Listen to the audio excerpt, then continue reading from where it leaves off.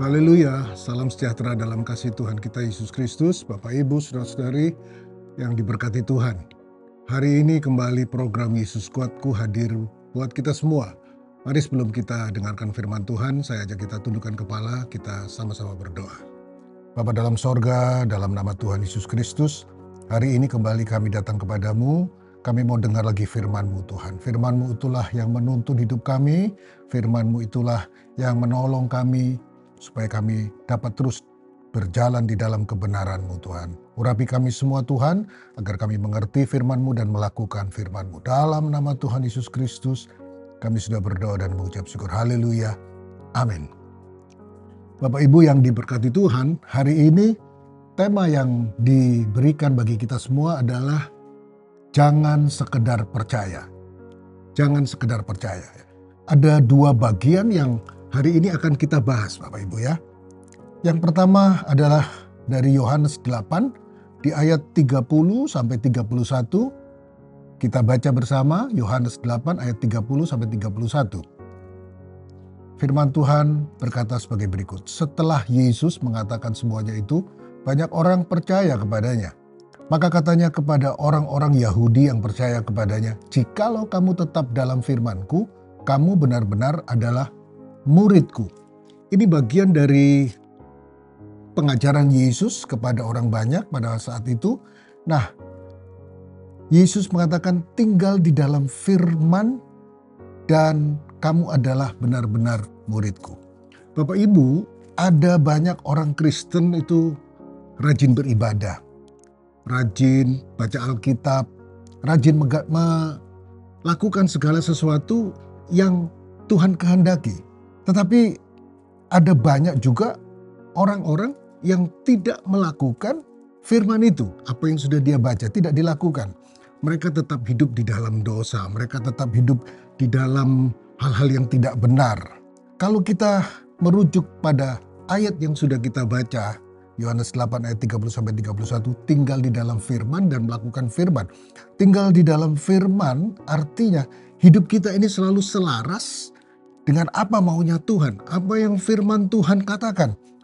Melekat erat dengan Tuhan, melekat dengan pribadi Tuhan, saudara-saudara.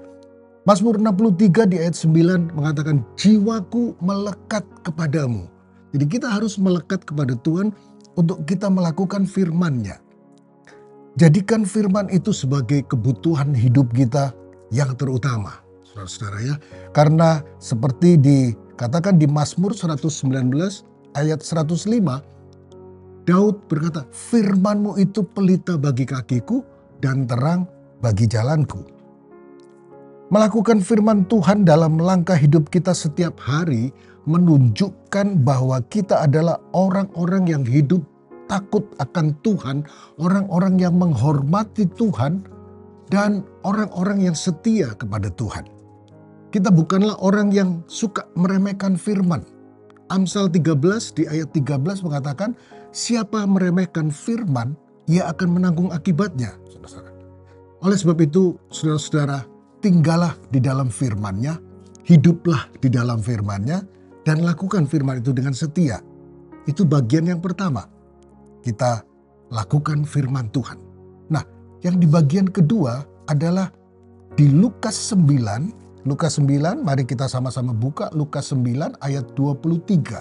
Lukas 9 ayat 23 berkata, katanya, kata Yesus kepada mereka semua, setiap orang yang mau mengikut aku, ia harus menyangkal dirinya, memikul salibnya setiap hari, dan mengikut aku. Saudara-saudara, sebagai pengikut Yesus, harusnya kita semua punya kedewasaan rohani, dan kita mau memikul salib. Kedewasaan rohani artinya adalah kita dapat menyangkal diri kita. Kita tidak mengikuti keinginan diri sendiri. Artinya kita tidak mengikuti keinginan daging kita. Kemudian mau memikul salib berarti adalah kita rela menerima tanggung jawab dan konsekuen dalam kita mengikuti Yesus. Ya, kedewasaan rohani itu tidak diukur dari berapa usia kita. Kedewasaan rohani itu tidak diukur dari sudah berapa tahun kita mengikuti Yesus. 50 tahun, 60 tahun, 70 tahun. Tidak, saudara-saudara. bahwa dewasa rohani itu adalah ketika kita tidak lagi dikendalikan oleh keinginan-keinginan daging kita. Kita tidak lagi dikendalikan oleh keinginan-keinginan duniawi kita yang menjurus kepada dosa, yang menjurus kepada maut. Roma 8 ayat 6a berkata, karena keinginan daging adalah maut. Dilanjutkan di ayat 7 bahwa keinginan daging adalah perseteruan terhadap Allah. Nah, dewasa rohani adalah menaklukkan diri kepada kehendak Tuhan dan bertumbuh dalam kepenuhan Kristus. Kita buka di Efesus 4 di ayat 13. Apa yang dikatakan di situ? Efesus 4 ayat 13. Sampai kita semua telah mencapai kesatuan iman dan pengetahuan yang benar tentang anak Allah, kedewasaan penuh, dan tingkat pertumbuhan yang sesuai dengan kepenuhan Kristus. Haleluya. Orang-orang yang memiliki kedewasaan rohani juga pasti adalah orang-orang yang mau memikul salib. Yang artinya apa? Artinya rela menerima tanggung jawab dan konsekuensi untuk mengikut Yesus. Memikul salib adalah tanda ketaatan kita kepada Bapa di sorga. Di mana kita harus rela mengalami kesusahan. Kita rela alami penderitaan. Kita bahkan mungkin dalam aniaya waktu kita mengiring Yesus. Dalam Matius pasal 5 ayat 10 Yesus berkata, berbahagialah orang yang dianiaya oleh sebab kebenaran, karena merekalah yang mempunyai kerajaan sorga. Puji Tuhan. Memikul salib juga adalah penderitaan karena kebenaran. Dalam pengiringan kita kepada Yesus, ada banyak rintangan, ada banyak halangan, ada banyak hal-hal yang tidak enak secara daging yang kita lalui. Sebagai jemaat, pelayan Tuhan, hamba Tuhan, sering kita harus lewati masa-masa, saat-saat yang melemahkan kita mungkin. Ada tantangan, ada problem-problem hidup, ada masalah-masalah sehari-hari yang dapat membuat kita jatuh, saudara-saudara. Tapi dengan kita percaya bahwa Allah akan memberi kekuatan dan penghiburan dalam setiap situasi yang kita hadapi atau kita lewati. Memikul salib adalah bagian dalam kehidupan kita sebagai umat Tuhan yang dewasa secara rohani. Puji Tuhan, dengan memikul salib, kita adalah orang-orang yang layak dipandang oleh Tuhan.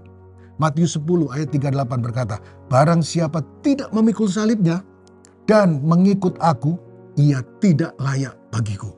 Kita mau menjadi orang-orang yang layak bagi Tuhan, dipandang layak oleh Tuhan, dipandang oleh Tuhan bahwa kita hidup benar di hadapannya. Bapak, Ibu, saudara-saudara yang diberkati Tuhan, sebagai pengikut Kristus, kita bukan saja hanya percaya Yesus, tetapi kita harus tinggal dalam firman-Nya. Kita harus hidup dalam firman-Nya. Kita harus melakukan firman-Nya. Juga harus bertumbuh dewasa secara rohani. Dan kita mau memikul salib-Nya. Puji Tuhan, firman Tuhan sampai di sini, dan mari kita berdoa untuk mengakhiri firman Tuhan ini. Bapa dalam sorga, dalam nama Tuhan Yesus Kristus, terima kasih buat firman-Mu hari ini yang sudah kami terima. Kiranya kami mau melakukan firman-Mu Tuhan. Kami mau melakukan dengan benar di hadapan Tuhan. Dan dalam pengiringan kami akan Engkau Tuhan, biarlah ketika kami memikul salib, ketika kami mengalami penderitaan, ketika kami mengalami aniaya, tetapi di balik semua itu ada sukacita yang Tuhan beri. Kami bukan saja percaya kepada Yesus secara kata-kata, tetapi kami percaya dan kami mau melakukan apa yang Engkau inginkan dalam hidup kami, sesuai dengan kebenaran firman-Mu. Terima kasih Tuhan, berkati umat-umat-Mu, jemaat yang ada, dalam setiap kehidupan mereka, Engkau memberkati semuanya. Terima kasih, kami sudah berdoa, mengucap syukur dalam berkat nama Tuhan Yesus Kristus. Haleluya, amin. Bersama Yesus, aku kuat.